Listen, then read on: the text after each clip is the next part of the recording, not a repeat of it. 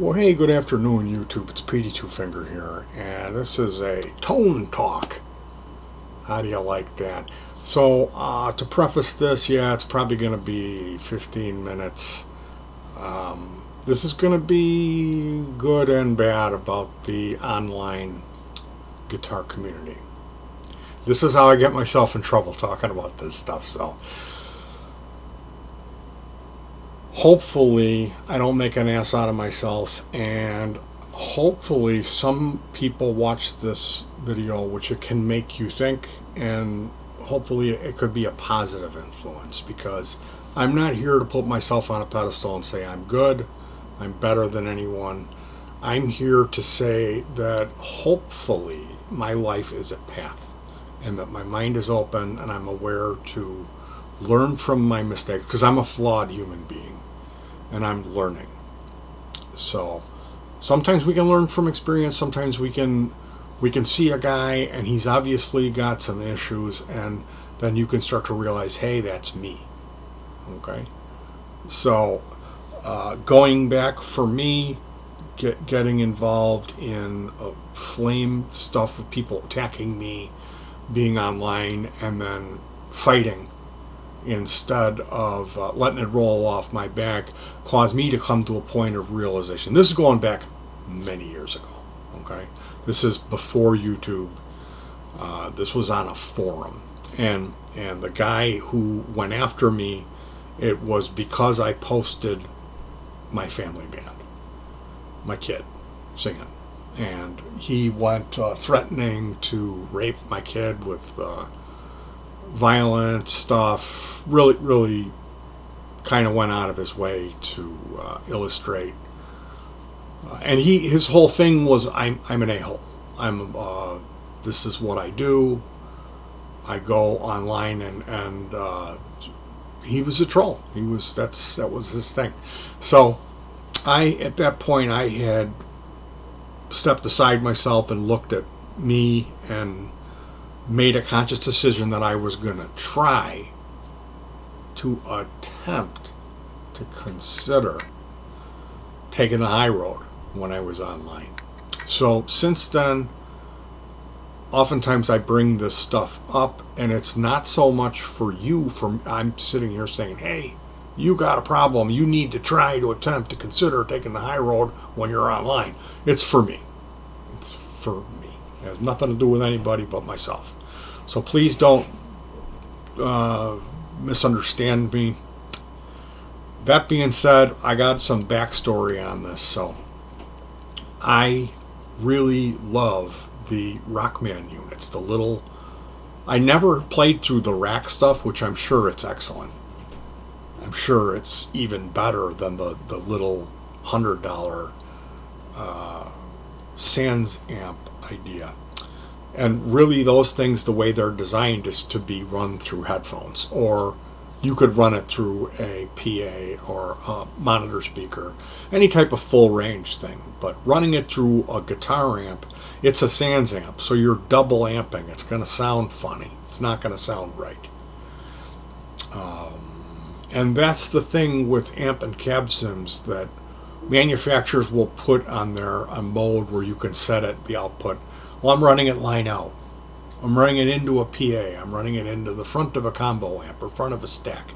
And all of those settings, they try to, do some filtering to help it out. But really, if you're going to use one of those devices, you need to go the full 100 yards and the football percent, and don't run it through a guitar amp. Run it through a full range. Use it as a Sans amp is designed. Then you can do your review.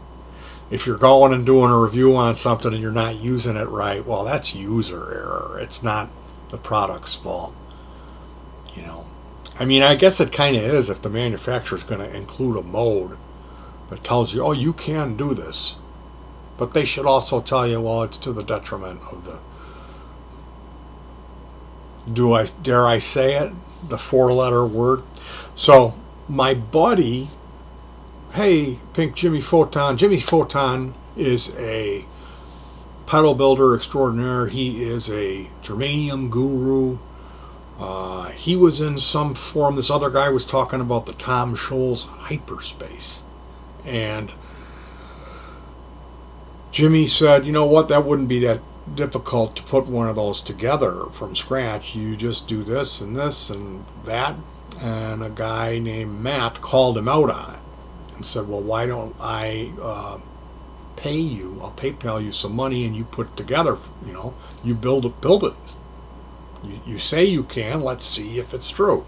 And sure enough, my buddy Jimmy did build it, and it worked exactly as prescribed, and the guy did a demo video, thanked my friend Jimmy. And so I had run into the Tom Scholz Rockman fan page on Facebook, and I joined up with the sole intention of sharing that video. This guy Matt made a video where he told the whole story, demoed the Hyperspace pedal. I thought, you know what, this might be beneficial to my friend Jim and help him out in his pedal thing. So without asking him, I also wanted to bring up the Runoff Groove Mockman, which is a circuit I built not too long ago, and I felt that it was awful. I didn't think that it sounded anything like a and I tried a few different things with that as far as what I ran it through. So I had a dual purpose. Bring up that Mockman, let people know, have you built it? And also warn them, if you do build it, keep in mind, it's not, you're better off going and purchasing a original Rockman stuff or the reissue compromise. So I went over there, and one of the first things I saw was a guy said, I'm just curious, but does anyone have a PGE2? PGE2 is a MIDI EQ, and they only made like 100 of them. So they were back and forth. It was like, man, I have 2 of them. They're like, holy cow, you got 2? And then, do you want to sell one? And he was like, no, Tom Scholz himself asked me to sell one, and I won't. Another guy said, I sold one to Tom Scholz in 2006 because I figured he needed it more than me. Thought, wow, isn't that cool? Then there's a video that comes up, and it's a guy, and he's got a mind-numbing amount of gear. It's all Tom Scholz. It's all Rockman stacks. There's a drum kit with 4 stacks. And he says, there's no PGE2. If you have MIDI, the MIDI's going to go down. You're not going to be able to change your EQ, and then you're screwed. Here's another 2x12 setup.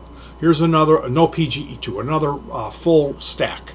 No PGE2. Here's another stack. Now they've all got EQs, multiple Rockman EQs, but there's no PGE2. So he goes in the back room, automatic light comes on, he goes, oh, there's my automatic light. You can see here there's more stacks of Rockman gear, and there's more full stacks. Goes upstairs, there's another Rockman installation, no PGE2. Pair of 59 Les Paul Gold Tops, no PGE2. Haha. He's got a mini SL 100 soloist with a Bluetooth speaker. He says, this is my practice amp. It sounds incredible. No PGE2. And I will attest, those Rockman units, you can plug them into any little speaker and it'll sound good. Because I have done that. Anything with a cab sim on it, you plug it into a little Bluetooth and it'll sound good. Reasonably. He had a Fender tube amp with a ton of pedals. He said 8 pedals, and he said, I've had this since I was 13. No PGE2. So coming off of that, I posted the Monty Python Burn the Witch GIF, and and then I said, I didn't know Rockman made an automatic lamp. Does anyone here have an RAL1? And then I did this post here as a response, and they actually deleted my post. And they temporarily removed my ability to post. So they deleted what I'm going to read to you. They deleted it. And now I'm like temporarily banned for this. So I'm going to read this and then we're going to talk some more. While I may not own many racks full of Rockmen, I do appreciate great circuits. While I may not carry a torch for anything with an ADDA, I do try to embrace technology regardless of its pedigree. Tone is in the finger. Tone is only tube.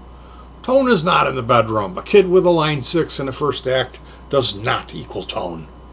Tone is only in the hands of the real rock and rollers, the ones with gold top stock portfolios and sports cars. Being a guitar player can be all about hoarding ancient equipment and telling others how they have fallen short.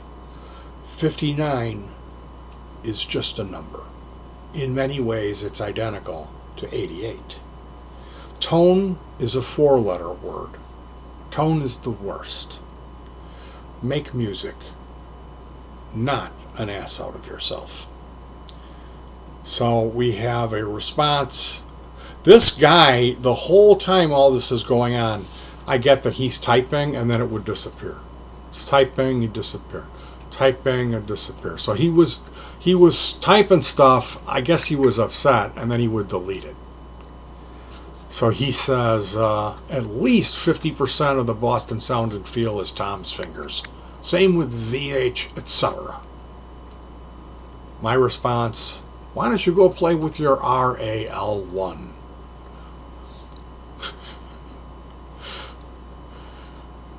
His response: I was agreeing with you. My response: can you read? His response: what is an RAL1? That's the Rockman Automatic Lamp 1.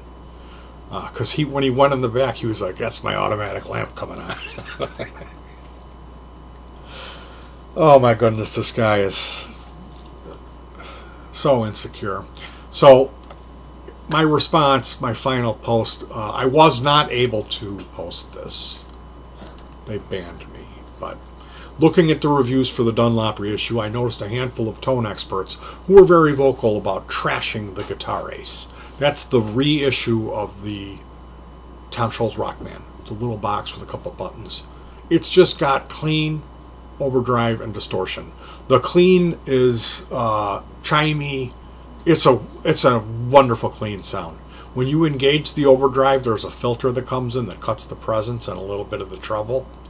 And it's a real warm overdrive that is touch sensitive. And it's not much. It's closer to clean than it is to overdrive. Then the distortion, it does have the sizzle and the rock sound, but a real lot of your guitar's natural sound and attack remains consistent. It's excellent. It really is. Now, that's the reissue, the Dunlop Guitar Ace. That's the new Rockman. So looking at the reviews for the Dunlop reissue, I noticed a handful of tone experts who were very vocal about trashing the Guitar Ace. So at some point I have to consider that these people are misusing the unit. There's no way they can be hearing what I'm hearing. Using the unit as it was designed through a full range system, example headphones, through a studio monitor, or in a sans amp type of installation. So perhaps the people giving it the bad reviews are plugging it in their amp.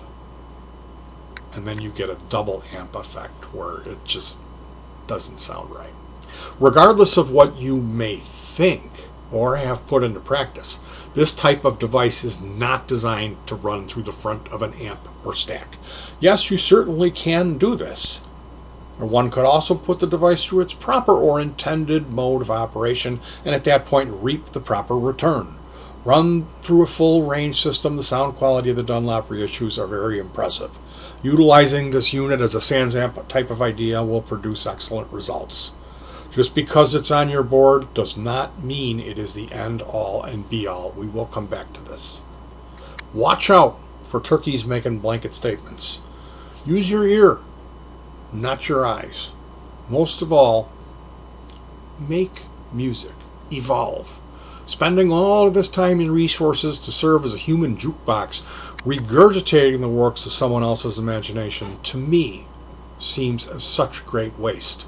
if that is your bag and you thrive in a cover band type of environment, aping the sound, feel, and vibe of others is your ultimate goal, well, we have nothing in common.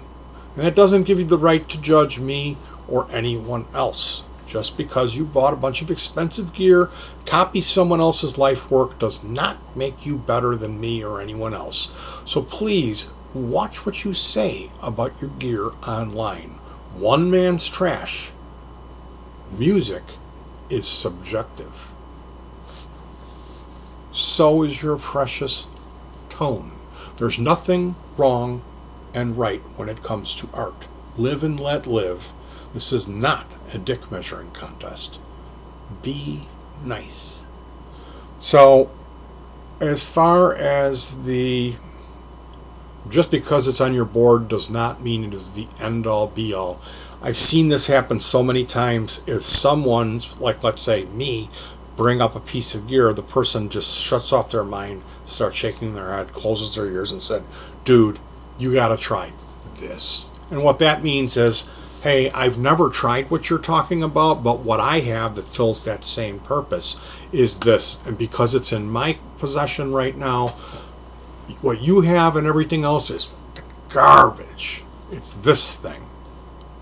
And this is the type of closed-minded, this dick measuring insecurity that unfortunately it's a fact of life. Anybody with a internet connection and a keyboard can go in and sway public opinion.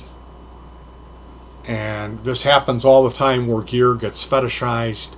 Now all of a sudden we're living in 100% digital world and people are walking around going, analog, analog, when everything is digital. It's like, sure, of course, yes, you can get a turntable, you can get an all analog signal path. But the fact of the matter is, 10 years ago, 20 years ago, 30 years ago, that argument stood a chance. Now, the digital stuff has gotten over that. And it sounds excellent. The amp modeling, the cab sims, all of that stuff is improved by leaps and bounds. So you just don't have room to talk anymore. And it gets really tired when everyone's using that. Okay? Everyone's using it. And yet people are pretending. You know, I saw a guy, we need to have a shirt printed up. The only way for true tone is through 15 inches per second or something. Some kind of taped reel-to-reel video. And I went and click on the guy, and here's his videos. Me making music through my Scarlett Focusrite, which is a digital interface. So it's like, it kind of confirms what I said. The people who are out there ranting and raving about analog and trashing digital are people that have Line 6 stuff.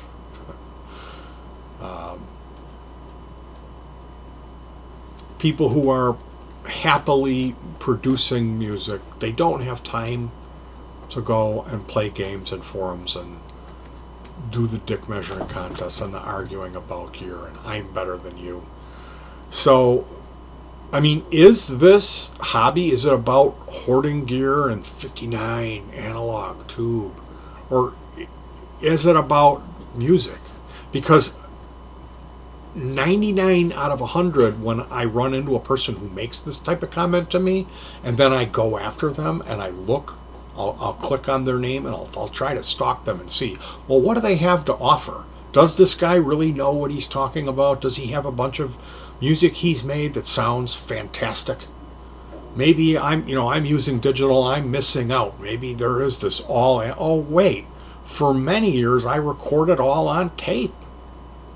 I had a Mackie 1604 VLZ with Tascam 48. And I know what it sounds like. I have tube gear here.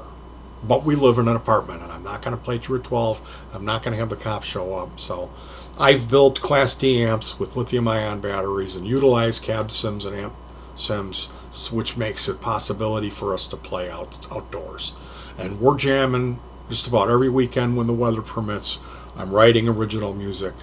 I'm coming up around writing 500 songs in my lifetime. Okay, so that's my story. I keep an open mind about gear. I don't think I'm better or worse than anyone. Mind you, I'm handicapped. I can only play with 2 fingers because of an accident. So I'm in a whole different realm of my own. And I have my own share of insecurities, but I'm not going to go, every time I see some article about tubes, I'm not going to go in there and start making all these pros and cons. Like, well, I've got 200 presets of custom tones and you've got 3, you know. I'm not going to go and do that because I realize that's pointless. It's pointless. All of that is subjective. So, before we start fetishizing stuff and acting like the gear is what's really important, we need to keep in mind that you're supposed to be creating with this. Playing covers, copying, that's a phase that you go through after you learn how to handle yourself on the instrument. That's part of that, okay? But then once you can do that, you move on and you start writing. So people that are kind of stuck in that and they don't see past that will get locked into this trying to duplicate. Well, if I get the same gear, I'm going to be able to play like Jimi Hendrix. And what we fail to realize is that was 1967. It's 2020. All right, you guys, I always try to say good thoughts, good words, good deeds. I'm sorry about the amount of negativity in this. To the guy that I got into it with on the Rock Band forum, nothing personal, buddy. I'm actually envious of your gear. That is awesome. All that stuff that you collected, you should be really proud of yourself. And the fact that you were encouraging people to purchase Keg, the Oxet number 5, goes to show you know what you're doing. You got your hands dirty. I wish you would have posted some of your music, because at that point I never would have got a hard on for you. But when people just talk about their gear and they don't, and like the initial guy said, I'm just what did he say? I'm just curious. Does anyone own PEG2? And then you're like, it doesn't have to be a big deal. You don't have to freak out because you don't own a PG2. Like, he didn't freak out, and it wasn't a big deal. And he said, I'm just curious. Like, if you know this guy in real life, you probably both Rockman collectors. You probably have so much in common. But because we're separated by a screen and a keyboard, it turns into this dick measuring contest. And if I can influence one person to see like how messed up that is and how bad it makes us look as a community, the online guitar player thing. So I really want us as a group to rise above that and just start making music. Start writing. All right, you guys. Thank you so much for joining me today. I wish you nothing but the best. And peace.